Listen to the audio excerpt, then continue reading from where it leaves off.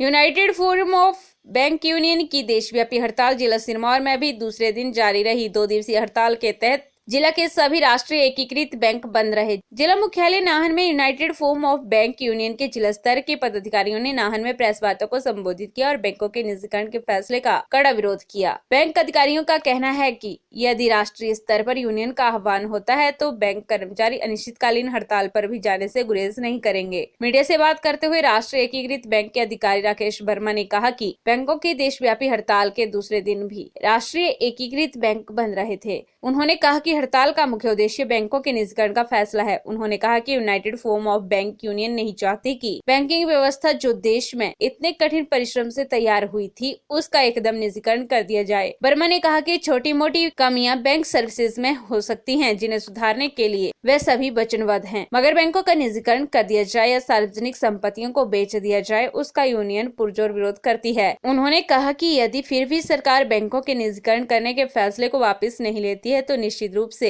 Union का यह संघर्ष आगे जाएगा। यह भी हो सकता है कि यूनियन का आह्वान आता है तो अनिश्चितकालीन हड़ताल पर भी जाना पड़े। बता दें कि दूसरे दिन भी सभी राष्ट्रीय एकीकृत बैंकों में कामकाज पूरी तरह से ठप रहा और लोगों को लेन देन संबंधी कार्यों में खासी दिक्कतों का सामना करना पड़ा। आज संपूर्ण भारतवर्ष में निजीकरण के खिलाफ जो एक मुहिम छिड़ा है पूरे राष्ट्रीयकृत बैंकों का, उस स्ट्राइक का ये दूसरा दिन है।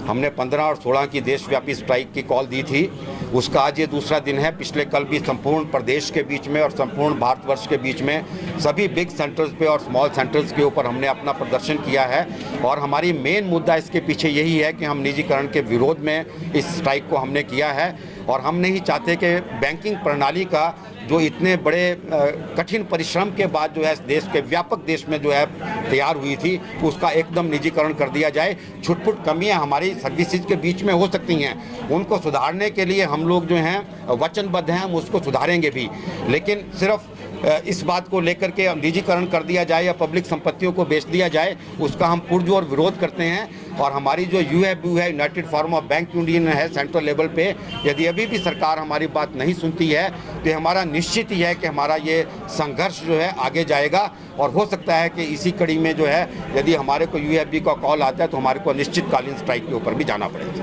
PRTV news bureau report Nahan.